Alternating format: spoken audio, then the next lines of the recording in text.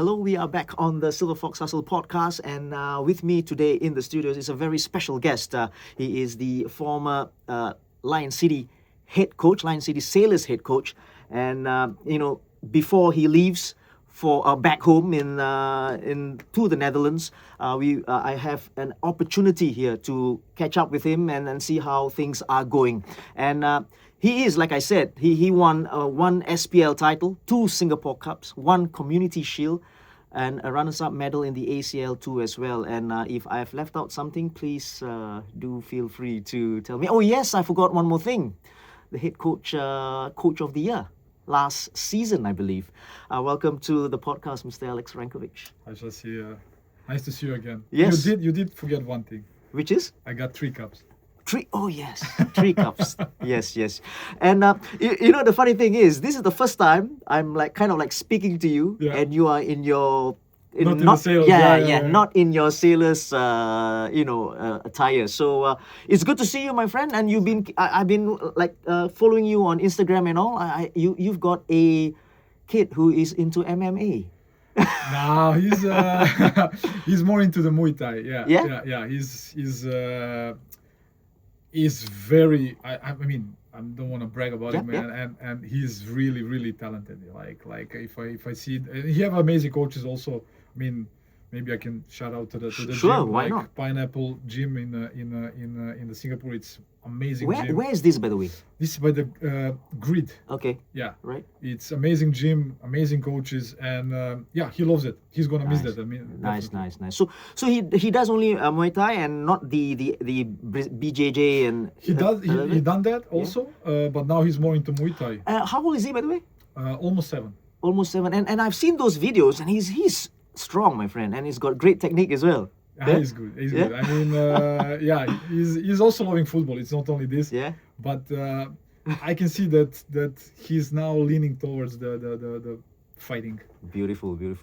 Now, we are here today, Alex, to speak about you as a person, especially. I think a lot of people don't know you. So this episode is going to be about you, and of course later on in the show, I think a lot of people will want to know your stories at the Sailors as well. So I think that's great as well.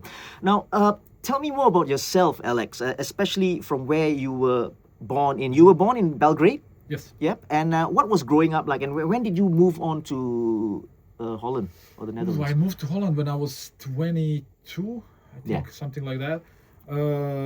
So growing up, I mean, it was. I always say it's like pre-war and post-war and during the war, right? Because as you maybe know or not know, like the Civil War started like in the 90s. I mean, growing up in Belgrade, I didn't really experience the war till the 1999 when we were bombed by NATO. But before that, it was amazing growing up. I mean, like when you're a child, especially, you don't really care about a lot of.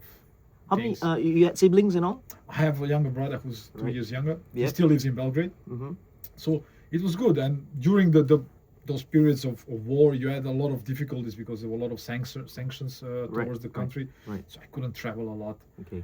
But I mean, you know yourself, when you're young, you don't really get frustrated because of those things. Maybe now when I'm older, I would really hate it. So it was good. I mean, I was busy with the sports every day, especially outside. I mean, like everybody started. I mean, we didn't start in some football academies like you have these days. Yes. So you start playing outside, and you go to some local amateur club, and that's how it goes. How about studies-wise, education part? What was it like for you? What was your highest education degree? I finished 8 years of elementary school and then 4 years of gymnasium. Okay. What's that? Gymnasium, it's like a high school, like the highest one in Serbia. Right. And after that, of course, I could go study, but I couldn't because I became a pro. So for me, it was unfortunately, I couldn't follow. Sports-wise, I think you spoke about a little bit about sports, and you were so big into it. What other sports besides football? Obviously, football is your first love. Yes. I take it. Yes. That's your first love. But what about other sports? Were you good in it as well? I was good in handball. Yeah, it was also big in former Yugoslavia. Yeah. Basketball, because I mean everybody plays basketball in Serbia. Okay. It's like even now when you go to the Yes. courts, it's 3 versus 3. So those kind of sports I really loved. I mean, I enjoy everything now. Like you mentioned, if I see my kid with fighting, I love seeing that. So, but major was basketball, football. Right. So football-wise, did you like play in academies or clubs when you were growing up or when you were in school? What was it like? No, it was like mostly on the street. My father was an amateur player. Okay. So he played in the lower division, I mean, third divisions in Serbia those times. So I grew up with football through my father. Yeah. You know, like going to the matches, watching him play, and of course playing with your friends. And then, like when I was, I think I started pretty late, honestly. Okay. I was like 10, 11 when I just went to the club that was close to my home, Yeah. and I was just like, hey, can I try? Yeah. And you know how it goes. The first they send you to some court, like third court, Right, there, right, right. all the guys they don't know nothing. Right. And slowly by slowly, I came into the team, and like 6 months later, the professional club just Wow. scout me, Okay. and then I stayed there from my 13 till I was 22. Which club? F Karad. Right. Yeah. Right. And when you took football and when you took part in those games and the so-called trials and all, right? What positions did you play in? Ooh, I was an attacker. Yeah. Yeah. I was extremely fast. I Okay. mean, in those times, and in that age, so I played most of the time right winger, Okay. and sometimes the striker. Mm. But I had a coach who actually maybe helped me Okay. in my career. So when I was coming to the age of 16, 17, something like that, he put me back on the midfield or sometimes even in the back, right back, you know, and that's how I break through. What was it that he saw in you that he brought you back? Is there something a quality that he saw? Like Maybe reading the game good, and Okay. I was very good defensively. Mm. So maybe that. I mean, I played the right winger. You know how you did when you were young, and then you're faster than everybody, Yes. but then they Ah. coming back and they're like closer and closer. Right. I mean, I was still fast, but I was not maybe so skillful that I can Okay. play one-on-one always, Right. you know. Right. So you were fast Yeah. and defensively you were good. So Yes. so you slowly gone back and became a DM, a defensive mid. Yes. Yeah. Yes. Nice. And I just want to ask you this, right? You know, we talk about countries Mhm. and whatever. We talk about Serbia and Yugoslavia and all these Eastern European sides, right? They seem to produce technically very good players. Why? Is there a reason? Like a factory where I what don't know, is it? man. It's that question. A lot of journalists ask me about that. I think it's the environment where you grew up, and I think it's the street. I Mm. mean, everybody there, especially in those days and even before me, just learned football on the streets. Yeah. You didn't have great pitches. You didn't have artificial grass. I mean, Yeah. we trained almost on a concrete, you know. So I think that kind of things shape you. I mean, you play every day on the streets on a concrete, and you know how the ball bounces there. Yeah. So later when you come to the better pitch, it's much easier. So in those grounds, actually, when the pitch is not great, you are forced to be good at ball control, maybe. Yes. You know, when the ball is coming to you at all angles and whatever. And then when you go into a proper pitch, Yes. it becomes easier. Yes, man. And it's also, I always say to my players, like, you know, when you're young and you play outside, there's no same age. You know, you Yeah. play Yeah. one Right. is higher, one is shorter, You're one right. is stronger. There's no bips. Yeah. You know, so you have to like see Yeah. who you're playing with. Yeah. So unconsciously, I think you develop a lot of skills. You know, like not only technically but also vision wise. Right. So and you don't have that anymore. Right. Now it's all academies. Now it's all Structured, right? It's Structured. very, very structured. Yeah. And So- people telling you what to do. and I don't know if that produces more talents. I really don't. Yeah. I have my doubts on it. Yeah. Yeah, I agree with you actually, you know, in some ways, because now it's everything's provided Yes. and everything is structured. Yes. You must do this, you must do that, you must, you know, that kind of Also, thing. I think when you're young, especially till the age of 10, 12, but even like that's my Yeah. my only opinion. I don't know if it's true or not. I would never bother these kids with some tactical things, you know, or I don't know, maybe even now you see kids from 10 till 12, they even go to the gym. I mean, Yeah. come on, Yeah. you know, just let them play, let them enjoy the game. they're gonna figure out themselves, on the pitch, and sometimes you don't even need a referee, Yep. And I think we lost that somewhere in the way, I think because so. I have a feeling that we produce, not only here, I mean in Europe, produce less and less players who can really think with their head. Yeah, good point. No, we fast forward a little bit because you played for a few clubs professionally, I mean, and you started playing professionally in the league. We're talking about the Dutch league here. Yeah? And at what age did you start playing professionally in the Dutch league? In the Dutch league, I was, I think, 22. And before that, when you were... I started in FK Rad. It was Right, also right. professional, Okay. like on the highest level. Yes, yes. So I played there from 1997. Okay. So 5 years. How old was that? How old were you? Oh, I was like, go back like 16, 17, I made a debut. So it's a dream. Yeah, and it went very fast. What do you mean it went very fast? Very fast. Like since I joined the club, I was like 12, 13. Okay. Since it was like 3 years, like in between. Yes, it's like, yes. it really, for me, it went like this. Yeah. And I was also the captain of this club where I grew up, and I had amazing time. So it was like a dream. So you just spoke about the quality of the players then, the young players and all, right? What was the competition for you like? It must have been huge competition. Yeah, I mean, in those days, especially, it wasn't called Serbian competition. It was still Yugoslavian. Yeah. So you played against a lot of good teams from region. So it was tough, but yeah, that's normal. I mean, you have competition in every sport. So I wasn't looking like that. I was like, okay, if I can play, I'm gonna do my best, and if I cannot, okay, then I'm not good enough. Yeah. Or maybe I should go to some other club. Right. But you don't give up so easy, man. I mean, even if you don't play a few games. Yeah, you're right. You're speaking about Yugoslavia, one of the best ever, right? Dragan Stojkovic. Yeah. He's a class player, my friend. Yeah, he's the like, if you talk about the one of the best players from Serbia, yeah, definitely. Yeah, I mean, he was also here in Japan. He was like so huge. Yeah, absolutely. So how did you make that move to the Dutch league? Yeah, they just came and and was this Vitesse me. or Yeah, Vitesse. Yeah. Yeah, I mean, I was like almost went to one of the biggest clubs in Serbia. I had offers from both of them, Red Star and Partizan. And then the Dutch team came, and in that time, I mean, now they're playing second division. Man, in that time when I came, we played was called UEFA Cup. Can you imagine when was that? Not Yes. EuroLeague. Yes. So it was like amazing club, like a lot of good foreigners. So for me, I was like, okay, maybe I want to stay and play for these biggest clubs in Serbia. But when this chance came, I didn't hesitate.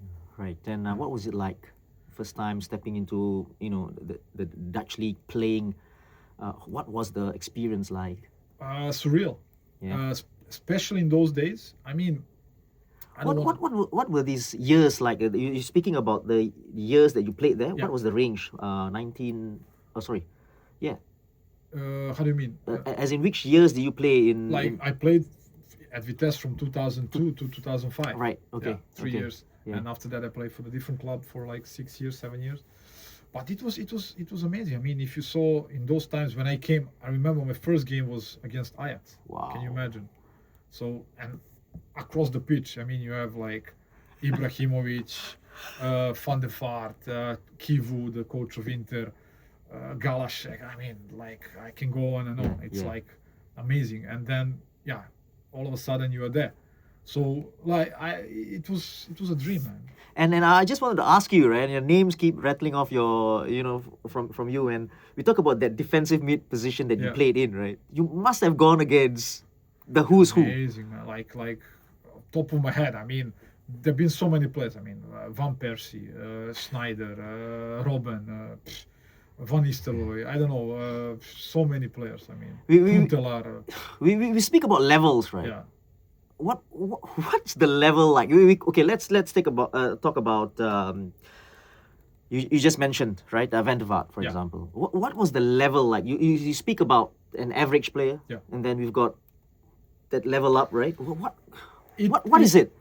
I mean, I don't know now in Holland. I mean, I have a feeling that the level is going a little bit down, but that's also normal because that time was I think there were much more better players in the competition.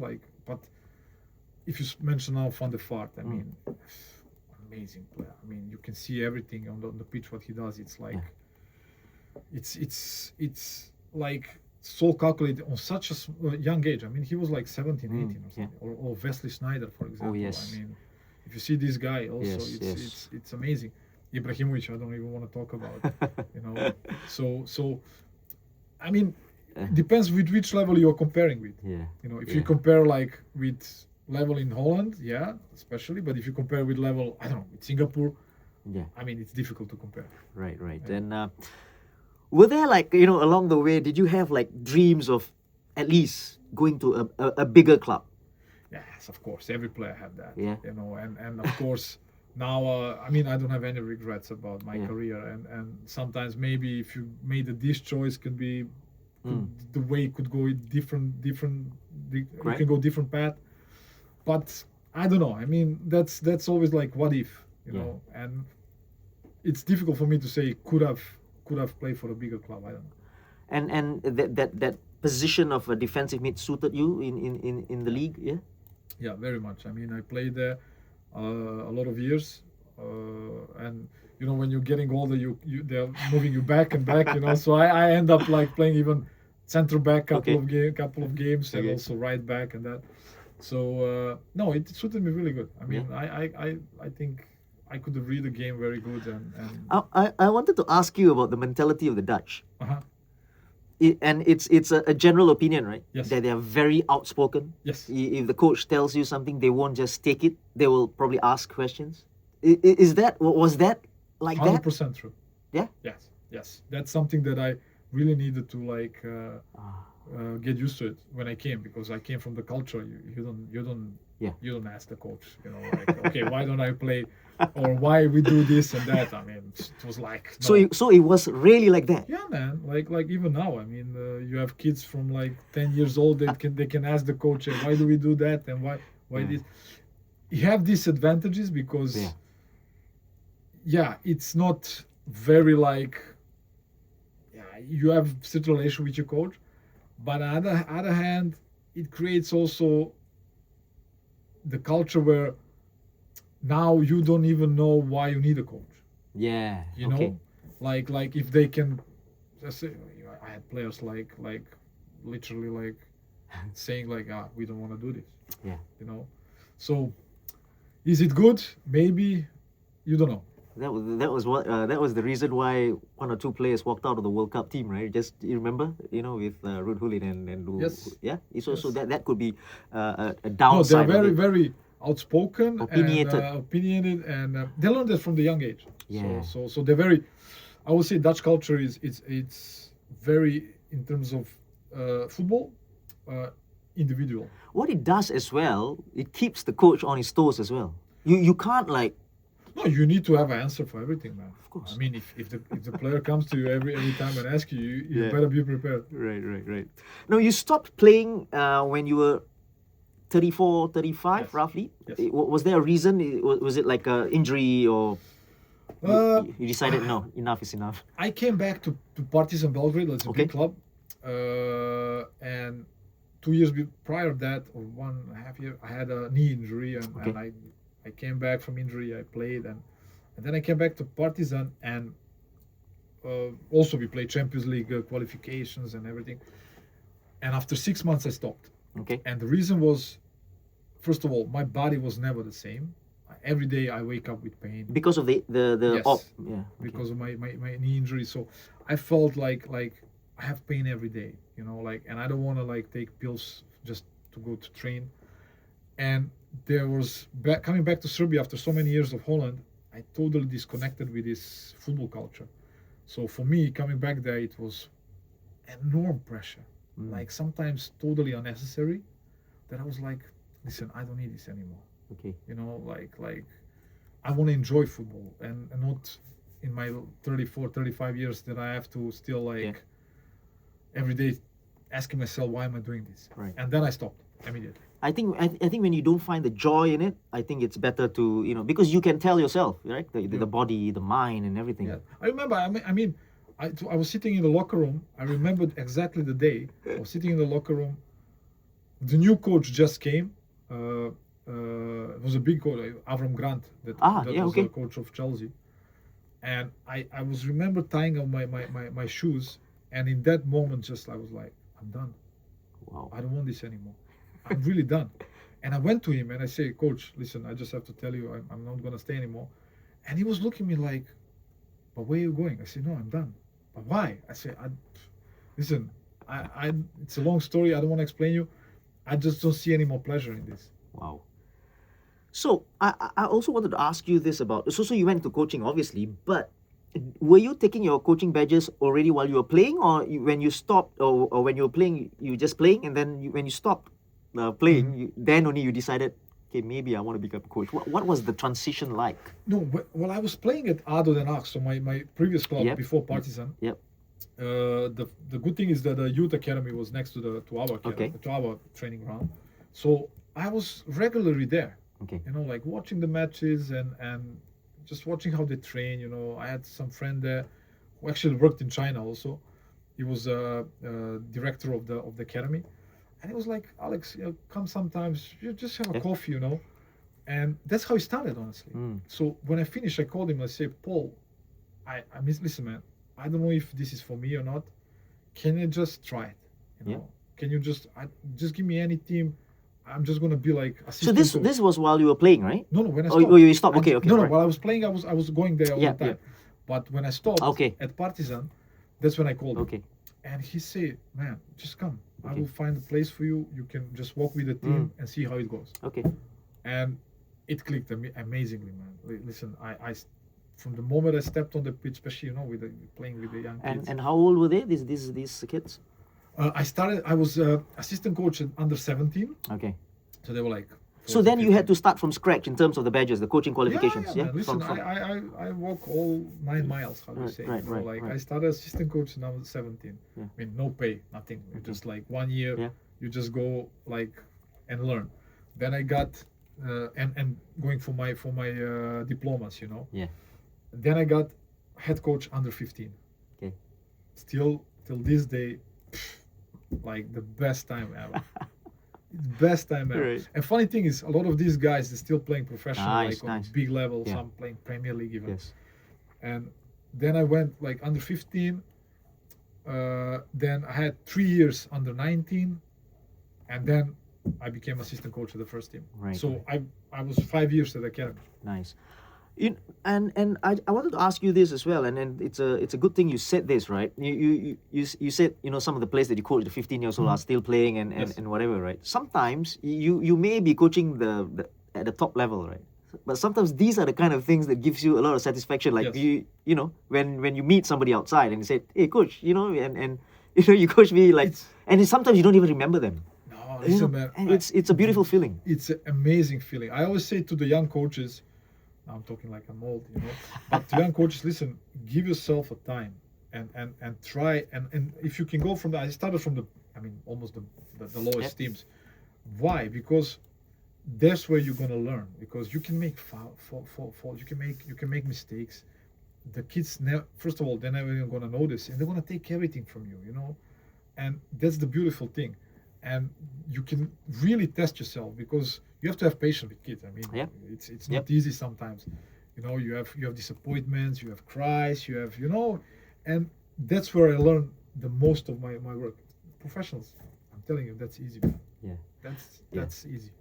I want to ask you this as well. You know, a lot of players I know from being a professional, they start coaching, right? It's very difficult for them to switch in terms of the standards that they expect because you're a professional player, you know. And then when you become a coach and you're coaching youngsters, maybe 16, 17, like you said, right? Was it difficult for you to switch that? Because sometimes these, not these players, but players, when they become a coach or they want to be a coach, they think they maybe know everything in that sense. Definitely. Yeah. I mean, listen, we all think we know everything. And that's the, like I said, luckily I had people around me like my youth director and technical director of the youth also that could guide me in that, you know. I mean, I was lucky because they will like say sometimes, hey, listen, you're not coaching Real Madrid, man. Yeah. So take Yes. it easy. So that was good. But all these things, like I said, you're gonna learn yourself. And if you start coaching, I always say this to all the young coaches, start with kids, man. That's gonna develop you as a coach much easier, because now you have these big names, they're starting like immediately coaching Yes. big clubs, and then you see they get lost Yeah. because they think, oh, that's the same like when I was playing. No, man, it's totally different. It's different ball game. You have nothing to do with you as a player, you know. Oh, I was coached by, I don't know, Mourinho. Yeah, but that's also different, man. So it's very difficult to make the switch. Because coaching is different. It's a different skill. It's a different skill, you know. Nothing to do with it's you as a player. Exactly. It's like, Exactly. Now you coached like for Den Haag, Vitesse, Sparta Rotterdam as well, right? Yes. Utrecht as well. Yes. And that was like 10 years or so in that Yeah. span. Yeah. What were the challenges that you faced? Because obviously different age groups had different challenges, right? So what were the main challenges as a coach, you know? Because I think coaches would want to know this as well. Yes. I think the most difficult challenges is, as a coach, I think it's sometimes, I mean, you are the coach, so you know, we all have perfect plan. You know, we all have like perfect training. You all have the perfect set pieces. We all have, everything is like, when I put it on the computer, it looks amazing. On the pitch, training, amazing. Come the match day, nothing.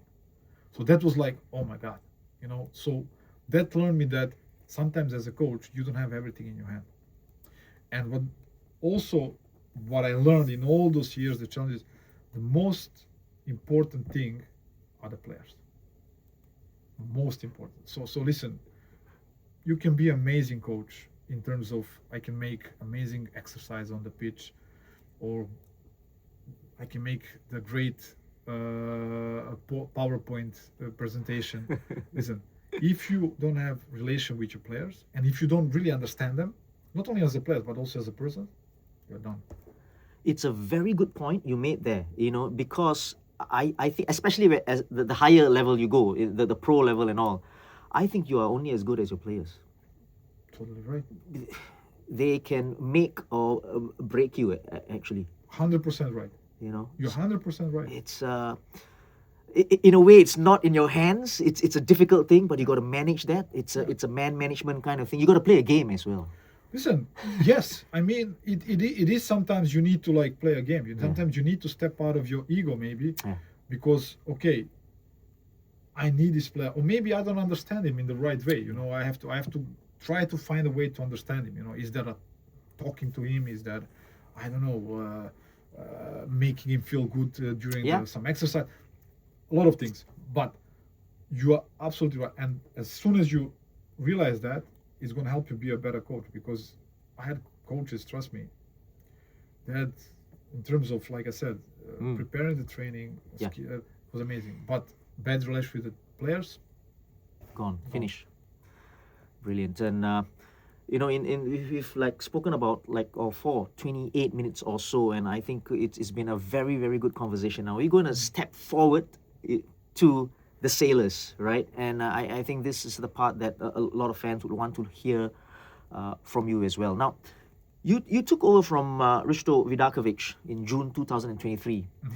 So how did this move come about? Because you were back home. Yes. And how did this move come about? It's all the way to the other side of the world.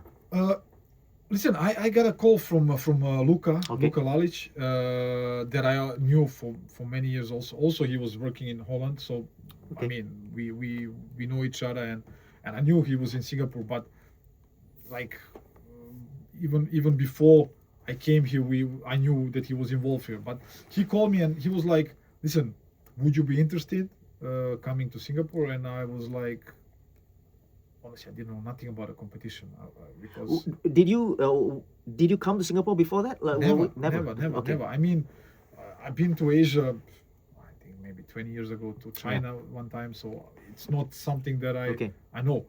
And then I was like, okay, I'm gonna make my research, see how it goes, watch some games. And at that point, literally like maybe 2-3 weeks before my contract finished with FC Utrecht, And I was speaking with my wife, and I was like, listen, I have a good feeling about this. You know, I think we should do it. And that's how it came. I just came like out of the nothing. So it was agreed back home, or you came back, had a more chats, looked around the place, and then agreed, or No, you know how it works. I mean, you had back and forth a lot of Zoom calls, Okay. not only with Luca, but also with the people from the club. And yep. I mean, you have to present yourself. Yes. Because I guess they had a lot of other candidates. Yep. So I mean, that's normal. You have to present, okay, your vision, how you want to play, and what you see of this team, and all those things. And that's how they came back, say, okay, we want to have you. I'm like, okay, great, I'm coming. Right. And let's talk about the goals that was specifically set up for you. Was there one, like, okay, we had a chat, and then this is what we want you to achieve, for example? Was there a set goal? Yeah, of course. I mean, the first year when I came, I don't know if a lot of people remember, when I came, Lion City Sales, I think, on the third spot. It was in June 2023. Yeah. So for me, they were like, okay, the championship, I don't think it's possible, because I think it was gap was like 8 or 9 points or something with Alberix. Of course, I was saying, listen, we're gonna do everything we can to get that gap. I say, okay, tell me next. So then we had Champions League coming up, but Champions League Elite. So there, I mean, there were no expectation. I mean, I know, and in those days you had a different rule. You had only like 5 foreigners. Yes. So it was not easy, especially in our group. And I said, listen, we will try to go for the maximum points and see how it goes. Yeah. And the goal was, listen, we need to get at the second spot. Okay. Because that spot gives you next year Asian Champions League ticket. Right. So that was the challenge. And the Singapore Cup, honestly, nobody was like really talking about. Okay. Like, okay, that one was, if we get it, we get it. And that first contract that you signed was a 2-year. 2-year, yeah. 2-year contract, and obviously you finished second, right?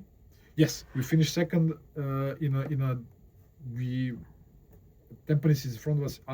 Then we skip over and finish second. And was it spelled out to you that you could have a say in the recruitment of players as well the following year, obviously, because nothing can be done that half a year? Not really. I mean, really? No. I mean, listen. Of course, you want to get involved as much as you can in recruitment, but I mean, I think it's in every club in the world work like that. If somebody thinks that me as a coach, or any coach in the world says, listen, I want this guy, and the club's gonna say, oh yes, we're gonna bring it, doesn't work like that. Listen, I can always say, okay, I need this kind of profile, and then of course we have people who are scouting or whatever, and then we can say, okay, we have a short list, a long list, you know how it works. But I'm not the one who's saying like, okay, I'm gonna bring this one or that one. Because I think gone are the days of Alex Ferguson, or they control everything, right? From the coffee cups in the I think everything. Now when you mentioned Ferguson, I think Erik ten Hag at Man United, I think he did have a lot of saying, but that's because they don't have a technical director at that time. So he could have bring, I don't know, a couple of guys that he knew from Ajax, Right. But I mean, Singapore, I mean, I know that doesn't work like that. Yeah. And this is the part, right? Obviously you haven't been to Singapore before. Then you accepted the job, signed the contract, 2 years contract. What was your first impression when you came to Singapore? Because you talk about country, weather, blah blah blah, culture, and then you got the club, the players, the league. Yes. And a lot of things must have been going through your mind, because what's going on here? There must be.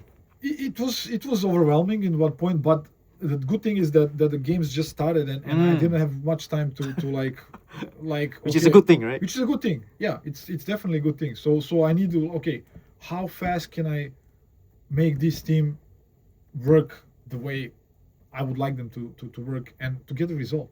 Because end of the day, that's the only thing that matters. Right. So I mean, country, amazing. Everything was like, of course, you get to learn slowly by slowly, but I had to get to know the players, the league, the clubs, and that's the only thing. Okay, football-wise, what was the impression when you played your first game against Tanjong Pagar? I think your first game, you won 7-1, I think. And then subsequently after that. What was the impression football-wise? Yeah, it's not Holland. Let's be honest, Okay. it's not the Netherlands. I mean, it was like I noticed that the games were much more open. Mm. You know, in terms of Okay. like back and forth. Right. You know, like you had results like we are. So I'm like 7-1. I haven't won 7-1 in my life. So As a that- player or as a coach? as a coach, as a player also. So it's that I saw. I say, okay, it's much more open. So Okay. what I need to get immediately under control, it's just not to concede the goals, Okay. and everything else, honestly, was easier. So just not to concede goals. Okay, it's just to be okay. How are we gonna manage not to fall apart after I don't know 60, right. 70 minutes? You know, you spoke about that, right? Your match, the 7-1 victory over Tanjung Pagar, the first game that you played. Did you feel then that you would go on to become part of, you know, at that time, you know, Yeah. that you know, it's going to be a good journey? Did you have a good feeling about it? Because, and did you know then, it's not difficult to think then that it's probably the best club in Singapore. Yeah, I mean, of course, you can see immediately that we have the best players in terms Yeah. of quality, you know. Right. But nevertheless, I mean, I thought maybe something's. I'm saying now that's contradictory. Okay. I had a feeling like in this first year, but especially last year. I mean, now we increased the numbers of Yeah. foreigners, but I have a feeling before was much more competitive. You know what I mean? Yes. I don't know. I mean, you Yes. you commentate a lot of games. I don't know if that's your feeling, because I had a feeling like, or maybe it's too easy now because I see our games that we play in our league. I can remember last 2 years, some of those were not so easy. Yes. You know, Yes. they were much more competitive, and I'm not talking only about Tampines. I'm talking Yes. also about Geylang. I'm talking about even Haugan, Balestia, but DPMM also some games can give you trouble. And now I have a feeling, I don't know. I agree with you. Yeah. I agree with you. If you take away BG and yourself, or take away BG, Yeah. then I think you're gonna steamroll every opponent this season. I'm talking about this season, Yeah. right? And, Yeah. and I think you get that feeling as well. Yes, and I don't know. Is it because maybe the foreign quota is big, but the quality is less? Can also be because, like I said, you had my first game 7-1, but that season also, I mean, we lost against DPMM. I remember, you know. Yeah. So I was like, okay, it's not gonna be that easy. Even Alberex, right? You had trouble against Alberex. Yes, we lost Albirex, I think 2-1 or something like that. Yeah. But I mean, look, Lion City Sailors years before. Yeah. Yes. You know what I mean? Yes. So it's not that easy. But now, maybe we made everybody like a little bit spoiled. I don't mean like that, but like it looks so easy. I don't know. I have to really make a good analysis. You spoke about one of the reasons there is the foreign players, right? Because of 7, obviously. Yes. But it's not about getting just 7 foreigners, right? It's important because if you're going to recruit 7 foreigners, you got to recruit 7 foreigners who are going to be better than the locals. That's everywhere in the world, right? So that comes the problem that it's, in my opinion, some clubs are recruiting foreigners who are not up to speed, you know, and because it's 7, if I don't get 7 foreigners, it's in the opinion that how am I going to compete with you guys? How am I going to compete with BG with 7 foreigners or with 2 foreigners, 3 foreigners? So it's that kind of mentality. So his recruitment comes to play as well. Always, and you hit the point. I mean, listen, I played abroad, so me as a foreigner, I have to be better than a Dutch player. Of course. Otherwise, I'm not gonna play, and that's normal. If you bring a foreigners, they always have to be better than your local guys. Yeah. So yeah, I don't know if increasing quota was good. We will see in time. I don't know. Yeah. Now let's talk about the honors that you won, the cups, the trophies that you won. Right? We take it step by step. Obviously, the first one was the Singapore Cup. Obviously. Yes. Yeah. What was the feeling like? Yeah, that was your first year, by the way. Most important. I always say most important trophy. Okay. From all these trophies that we won, even the Champions League final, which was amazing. Yeah. For me, that trophy is very special. Right. Why? Because first of all, they never won this. Yep. Lion City Sailors never even played the the final, I think. We're Correct me talking if about I'm Lion wrong. City Sailors. Yes, yes. Yeah. Correct me if I'm wrong. Yes. I don't know. And it was my first trophy as a coach. And I think from that trophy, we actually, it started, like, It was okay. your first trophy as a coach anyway, right? Yes. Yeah, exactly. Yeah. So that is satisfaction as a big one as Yes. well. Speaking about the Singapore Cup, I want to just slightly go back to just a few months back, Yes. right? I know what you're going to ask me. Okay, it's got nothing to do with you anyway, right? So what did you make out of that okay, for fans watching this and listening to this, it's about the admin error that was made, right? Yes. With the substitution and all, right? What did you make of that at that time? Because when it happened, because I was commentating and I saw straight away there was some confusion on the bench and things were going on, and I was like, that's it, it's gone, the game's gone. Listen, we were all confused. Honestly, I didn't even know. No, nobody knew. When you know except how for it happened? Like I think some of my players came to me and say, Coach, they're playing with 8 foreigners. I'm like, huh? And I said to my team manager, I was like, hey, can you check are they playing with 8 foreigners? So they checked and they immediately made a change. Yes. And I was like, okay, and now what? And nobody knows. You were like, you're totally right. Nobody, and then we're waiting like for the decision. And I remember saying to the coach, listen, I hope they're not going to stop the game. I'm really hoping that we're going to play on, because I don't want to win like this. If it's like that, like they're going to make it official. I said, I don't want to win like this. And luckily, the game went and you win. But also it's first time for me.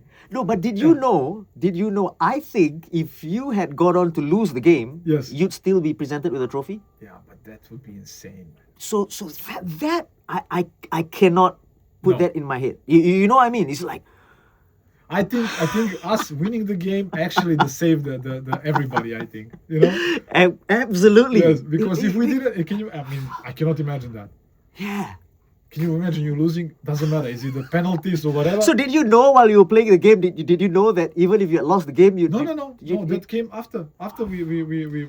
So thank God you guys won, as in on the pitch. Listen, it's they just told us we're gonna continue the game. I say okay, good, and then we will see what's gonna happen. So I think we saved everybody. The SPL title last season. How good was the feeling like? Amazing, man. Amazing. Amazing, first of all, because it was such a long season. It was 4 rounds. And honestly, I don't know why they cut the 1 round. It was good. You're playing so many matches, 4 rounds. We were from first till the last match. We were on I think almost all the time we were on the top. And it was amazing. It was the second SPL title in the history of the club. So. Yeah, hope this year is going to be a third. So could be, or actually it will be. I think, in my opinion, Coach of the Year last season. What? I'm sure you knew you got that even before. No, come on. Nobody told you that. The Singapore Cup, the SPL, as well as the ACL final run. I'm sure you had a feeling. You had a feeling, of course. It's not something that somebody tells you, but of course, if they invite you there and you have all this on your name, they're probably going to give you. So, very amazing feeling. But also, even in that speech, I always say, like, listen, this thing is just, it's not, I know how for the other coaches it's very difficult. I know that. So, a lot of respect for them, because any one of them can get that. Yeah. So. Now, the ACL2 run, right? Yeah. Okay, and you said this, right? We don't just represent the club, we represent the country. I don't want to be arrogant, but with this result, we put Singapore football on the map. So this was at the press conference after the Sanfrecce match in the quarters. So this was after you won it, right? And you are right. You're absolutely right, because during the run and when you guys reached the final as well, I think almost everyone in Singapore, I'm talking about football fans and all, were rooting for you guys. So it's like a country against a country, a nation against a nation, right? What was the feeling like? Because the final happened. It was a final right up till the end. Obviously, people know how it ended. But let's talk about the feeling, because I think in club football, I think I dare say it hasn't been like that. surreal, man. I mean, even now when I'm thinking about it, because you're in that, Yeah. especially in the game, and you don't really have a time to enjoy it. Yeah. That's maybe the downside of this job, because Yeah. you don't really have to like. Oh, now I can really like feel it. Yeah. So for me it was like weeks after that, then I realized what we did, and what I said. And again, I don't mean like in an arrogant way. I'm gonna give you some anecdote. Like when I came here first year, but even second year, but especially the first year, Yeah. and I get a grab. Yeah. And they can see like, okay, Lion City Sailors. They think I'm working on the boat. You know how many times people ask me like, "Oh, you're working on the boat," and now that sometimes I'm like, "Yeah, I'm working on the boat." So why I'm saying you this, after that final, everything changed. Listen, everything changed. People recognize you on the street. People are following the club. People in Asia, I mean, the clubs in Asia are not looking at you anymore from up like, okay, you are really the underdog, which I don't have problem being in that role. But I think we put this club and also country on a map. Yeah. And that's for me, it's even more important than any other title, because that's like I can say, okay, this is the legacy that we can leave here, So yeah, it was surreal, but I couldn't really enjoy it. Yeah, and obviously you couldn't really enjoy it after the game as well with the loss and all. Yes.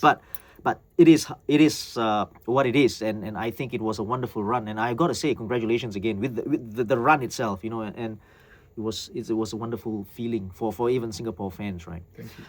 We are going to touch on a few things now, Alex, and it's just your personal thoughts. Yes. Okay, go ahead with it, whichever way you want to explain it, because I think certain people or people in general in football especially, they want to know a little something about you personally, right? Now, you talk about coaching philosophies with the Sailors team, with the players that you've had. Mm-hmm. What exactly is your coaching philosophy and the football that you want to play for this side?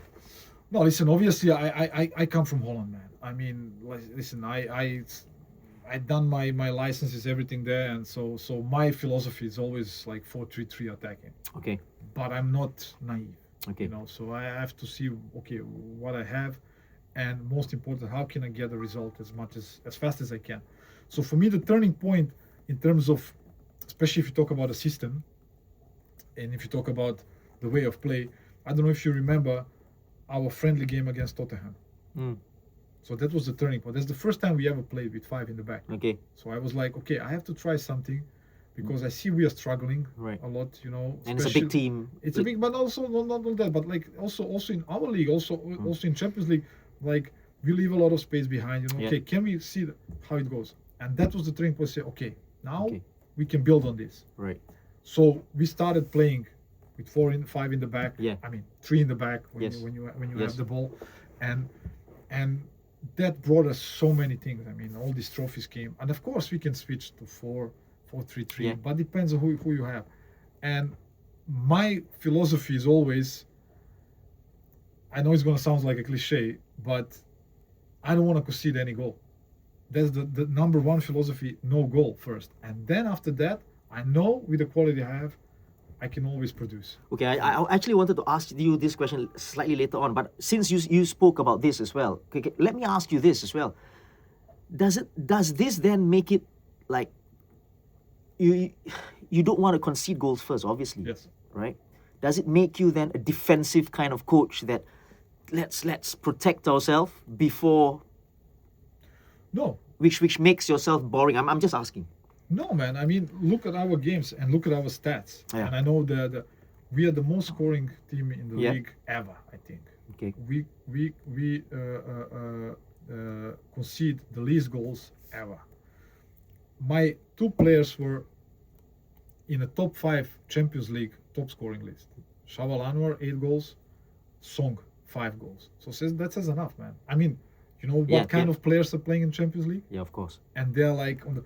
So that doesn't make me defensive coach. No, I'm just saying football is in both ways, and that's something that when you talk about earlier about when I came to Singapore, I had a feeling we play football here only in one way, just only attacking. We go attack, and that's why you had results like, I don't know, 7-4, 5-2, and it can be interesting. Yeah.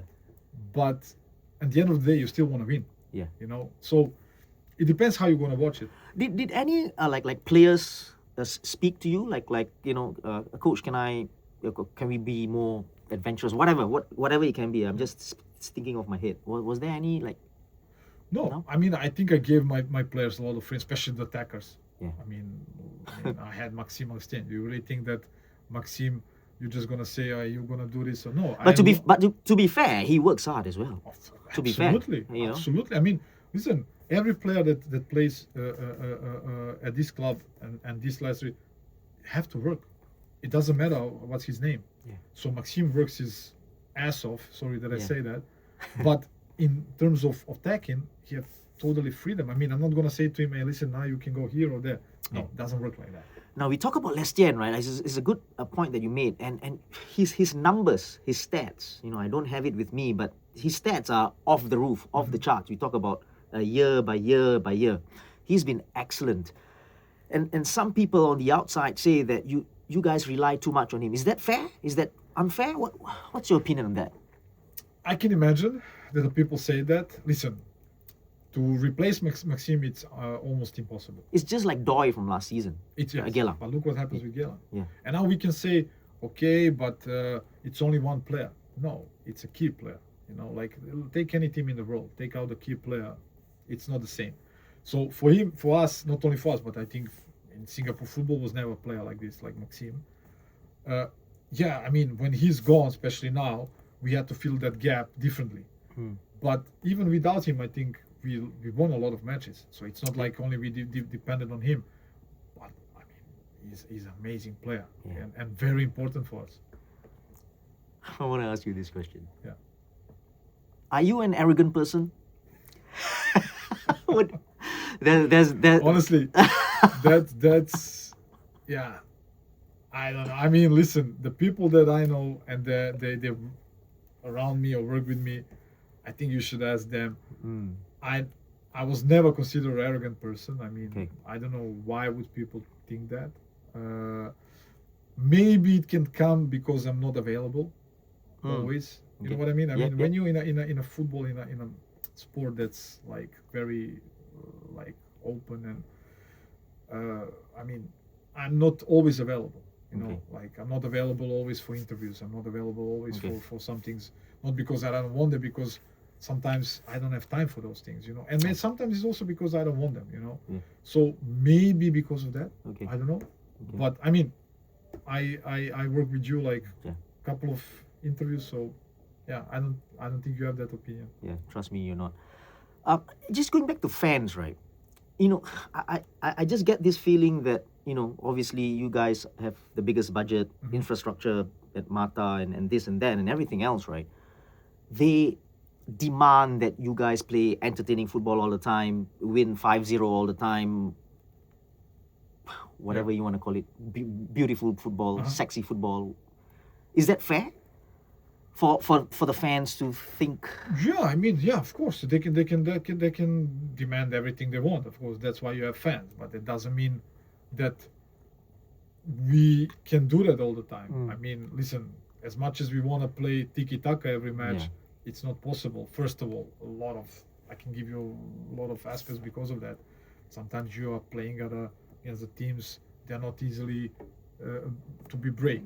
Second of all, even if you say like, okay, 4-5, I think if you look at our stats, I think average per match, especially in our league, it's like 3-4 goals. So it's like, okay, what is attractive football?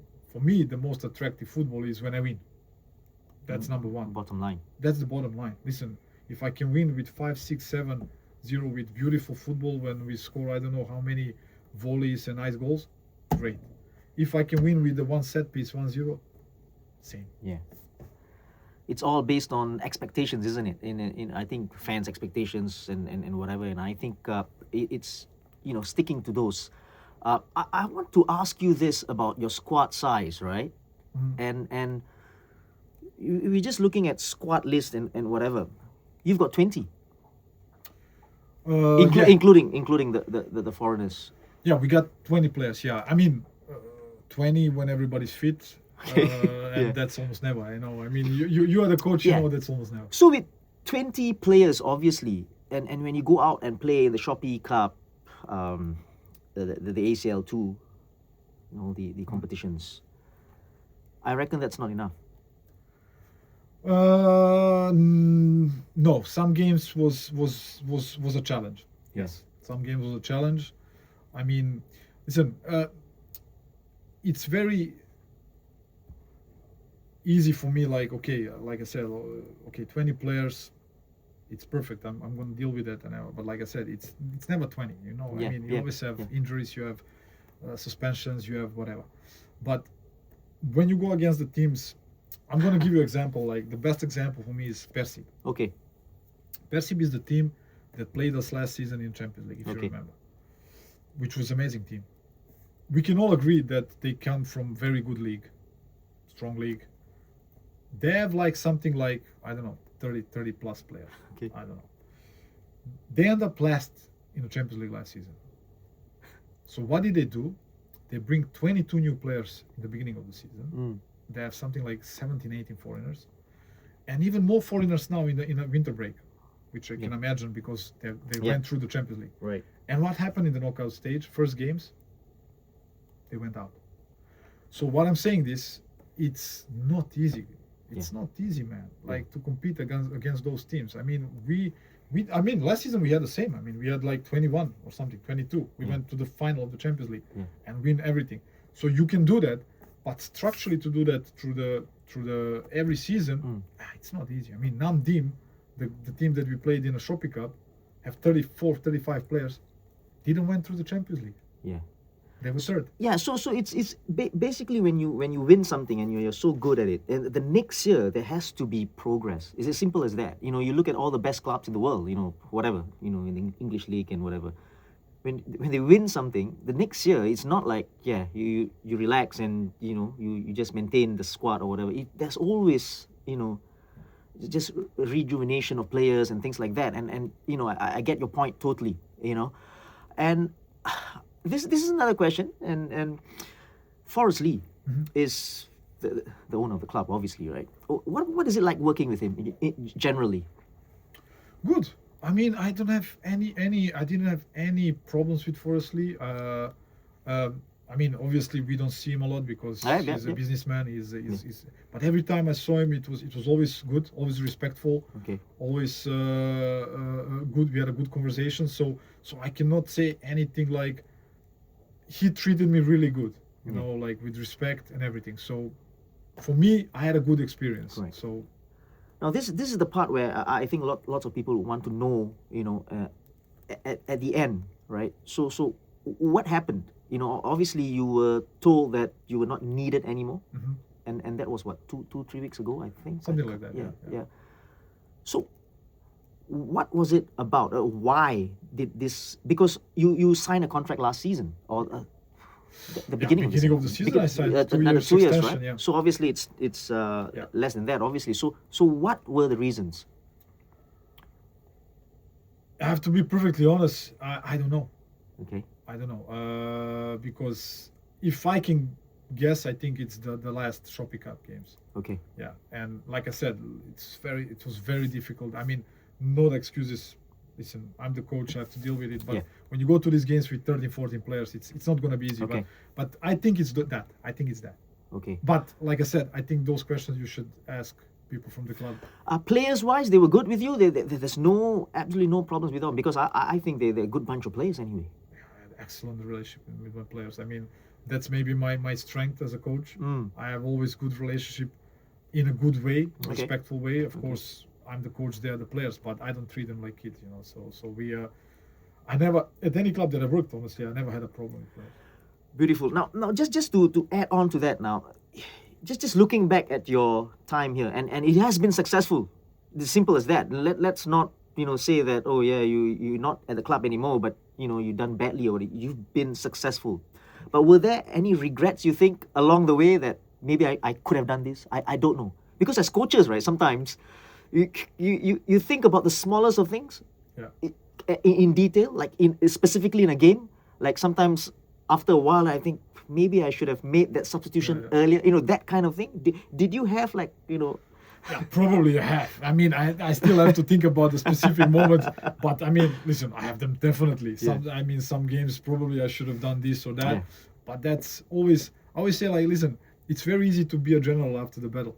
So during the battle, you know, like, it's not always like black and white. Yeah. I mean, in terms of making the step here and be coaching for this club, only thing I can say, I have amazing memories, amazing time, and no regrets. Beautiful. I mean, even after this, still no regrets. I have a lot of respect for the people from the club, and especially the people who were very close to me, like Luca. So yeah, I mean, I wish them all the best. Beautiful. If there's one thing that you can improve, not in LCS, I'm talking about club football in Singapore. Just one thing off your head, what would it be? Just one thing that you could improve the clubs here in Singapore in terms of quality or whatever. Oh, I think that's the one thing. It's a much bigger question. That Yeah. you know, I mean, one thing if depends what you want. Okay. Shasi. Right. You want immediate effect or you want a long-term effect. If you want immediate effect, the most easy way, it's always bring better players. I mean, it's very simple as that. To bring in, you mean? Yes. Okay. I mean, it doesn't have to. I mean, doesn't have to be Europeans. I mean, you have amazing players here in Asia, Yeah. but that's it. I mean, not Lion City Sailors only, but Yep, all yep, the yep. other clubs, if they can bring as close as Lion City Sailors, Yeah. that's how you're going to improve the league. Yeah. And if you want a long run and produce the players, that's going to cost you a lot of time. So it is what you want. Do we have the time, the patience? That's also a good question. I mean, I always say, like, you have to first ask yourself, what do you want? Okay, I want to improve the league very fast. Listen, I think that Singapore is the country with a lot of resources, so you have to invest a lot of money. Lots of resources, but football-wise, lots to think about. But listen, I'm sorry to. Sure. If the countries like Qatar, Emirates, they can do it, I don't see Singapore. Alex, before we go, just a few questions. Answer right at the top of your head, right? A quick one, a quick fire one, right? Okay. It's something to do with the club, the players, especially players, right? Okay. And I think you're going to do well here. The most skillful player at the club. You take away Lestienne. But Listen, I've been saying this about Bart the past few games and the season, and sometimes I feel that he's just playing for fun. Like he's too good. He's too powerful on a run. Yeah. When he takes the ball and he has space, there's no stopping him. he's an amazing player. Amazing player. Only thing, but he knows this all Yeah, himself. yeah. But my little bit of critique to him is Okay. like he should be more as a killer. You know, More selfish. Yes, you have to be more Okay. like you know. That's why he's been taking lots of shots nowadays. I hope think so. I think so. Because yeah, sometimes he's too nice. You know, he Okay. wants to produce for the other guys, but like come It's on, not man. it's not a bad thing. But yeah, football wise sometimes Yes. brilliant. The Joker in the pack. Bailey. Yeah. Yeah. The most or the well dressed one. Oof, that's a good one. I think. Oh my God, that's. Oh, maybe. Well, the last one. That's a good one. There must be a few, right? Maybe Leonard. Leonard? Yeah. Okay, cool. Worst dressed? Tony. Dakovic. Yeah. Why? Oh man, he's I'm not gonna say you have Sloppy. to see. Sloppy. He's sloppy. No, he's not sloppy, but Oh, you mean his sense his of styles. Yeah, Ah, yeah. His style. beautiful. The hardest worker. Yeah. Song. Yeah. Tough as nails. Tough as nails. I have to say.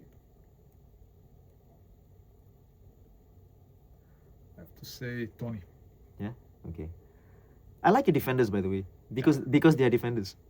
You know what I mean? They're pure defenders. Yeah, you know what I mean? Yeah, okay. Now, this one could be a tough one for you. If you could sign a player from another club in Singapore, who would it be? Oof, that's very tough. Come on, off From your head. Singapore now, Yeah? Off your head, come on. but it can be foreigner or. Choose one each. I'll make Okay. it more difficult for you. Okay, if I can sign a foreigner, it would be the left back from Tampines. Right now. Oh, Yoshimoto. Yes. Okay. I like him. I like him too. And if to be a local guy, probably would be Glenn. Glenn Quaid. Yeah. Okay. Your biggest disappointment? That I could not finish the season. Good answer. Brilliant answer. Your biggest achievement? Man, like every trophy we took, man. Like I know people, like I said, like Champions League final, Yeah. but for me, every other trophy domestically is there. Brilliant. Aleks, thank you so much. You know, I think before you go, any final messages message to the fans in Singapore? It doesn't matter whether it's from the LCS or wherever, or even LCS fans, right? Any final message before you go? You're leaving next week, Next week, I believe. Yeah. No, I mean, listen, especially for the LCS fans, like amazing journey, and I want to thank you for being there for the team first, and also for me supporting us. I'm never gonna forget those ACL2 nights, but even like the celebration after the cups we won. And to all those fans in Singapore, listen, you have a jewel in your hand, and please just try to cherish it, because eventually I'm really optimistic about. I think Singapore football can go and compete with these, especially Southeast Asia teams. But yeah, that's my dream. Aleks, thank you so much again for taking time off. And I tell you what, people who are watching and who have this impression, he's not arrogant at all. Oh, thank you, man. Listen, I'm gonna say this to my wife, see what she thinks. Yeah, and Aleks, good luck. Thank you. I don't think you have anything concrete yet, but you're going back home to going back home. I go first home. And Enjoy, have the holidays. I think you need a break as well. yes, definitely. Have fun, and send my regards to the family as well and the boy. Thank you. Thank you. Keep on fighting. Listen, I will send you some videos. No problems, man. Thank you so much. And this has been the latest episode of the Silverfox Arsenal Podcast. This has been a great episode, by the way. And before we go, click on the follow button, subscribe button, YouTube, Apple Podcasts, Spotify. We are out everywhere. Till the next episode. Cheers.